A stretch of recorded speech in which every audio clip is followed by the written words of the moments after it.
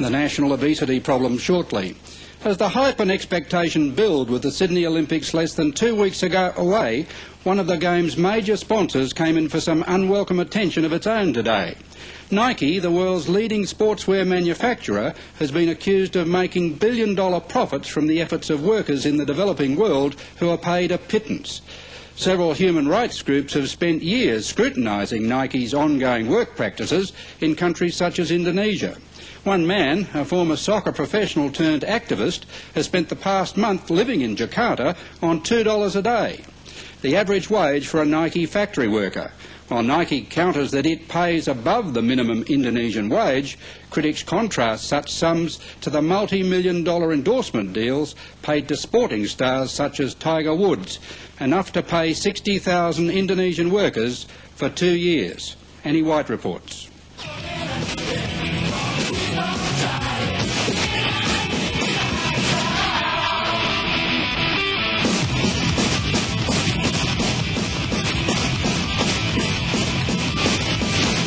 In less than 2 weeks, the Nike swoosh will appear on billboards, television screens, and most obviously on the outfits of more than 1,000 athletes at the Sydney Games.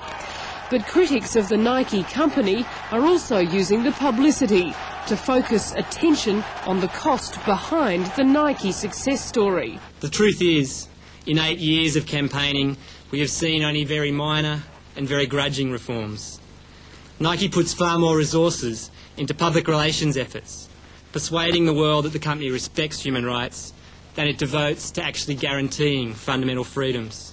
Human rights activists joined forces in a press conference in Sydney today. Developing humanity, preserving human dignity, acting to promote peace. Nike does none of these. In fact, they do just the opposite. Jim Keady, once a professional soccer player, is now a full-time campaigner against Nike's labour practices. Nike's the industry leader, and self-admittedly they're the industry leader. And as a leader, they have responsibility, as any leader has responsibility. Whether you're a political leader, an economic leader, a social leader, you have to set the standard for how the rest of your constituency or your industry is going to act.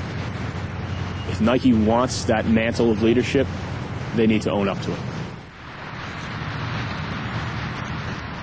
3 years ago, Jim Keady was an assistant soccer coach at St John's University in New York.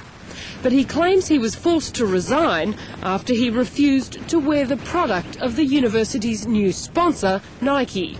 In a very personal way, it's cost me a lot. It's cost me some very dear friendships. I played soccer for 25 years of my life, and to be forced to put it on the line to defend a company to promote a company whose business operations just ignore people's basic human rights, it's just depressing. Jim Keady's beliefs led him to Indonesia. He spent the past month in an industrial district of Jakarta, living on the average $2 Australian a day that Nike workers receive. Could you live on $2 a day? I guess that depends on how you define living. If you consider living to be waking up every morning and feeling hungry to the point of exhaustion, if you consider living to be when you try to do some manual labor, you feel like you're going to collapse, then yeah, I guess you can live on $2 Australian a day. But wages aren't the only issue. Community Aid Abroad has also released a report which alleges women factory workers are forced to undergo physical examinations in order to claim menstrual leave, a right under Indonesian law.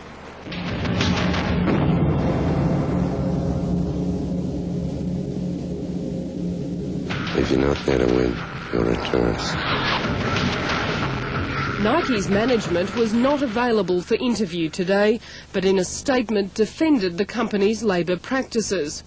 It says, whilst we acknowledge that our process is not perfect, the reforms that have taken place demonstrates our commitment to continuous improvement. Nike adds it has undertaken 2 increased age requirements for all Nike footwear workers, increased wages, and implemented a code of practice which prohibits mistreatment or discrimination of workers in any form.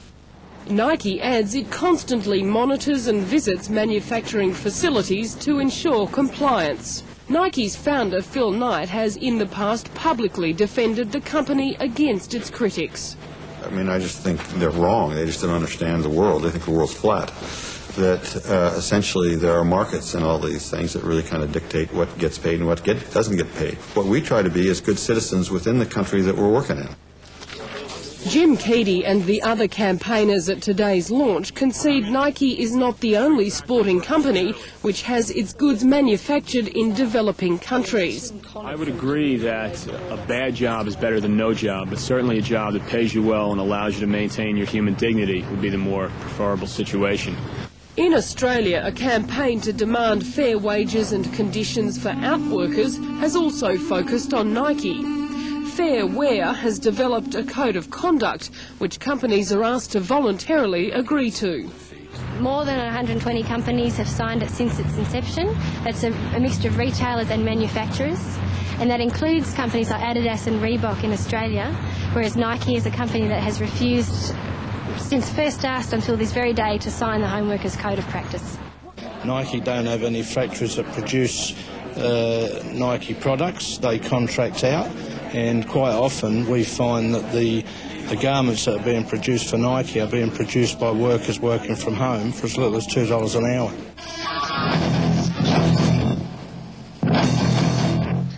But a statement from the company says Nike is committed to a no home worker policy, adding Nike will cease doing business with any supplier found not complying with this policy. How are you? Jim Keady says Indonesian workers he spoke with were horrified at the value of sponsorship deals with international stars such as Tiger Woods when compared with their own meagre earnings. And he's issued an open invitation to all athletes to go with him to Indonesia to see for themselves how the Nike dollar is spent. I'd like to believe that somewhere in the community of athletes that will gather here for the Olympic Games, that there's at least one athlete that will have the courage to say, I want to hear the truth, I want to see the truth. Annie White with that report. After an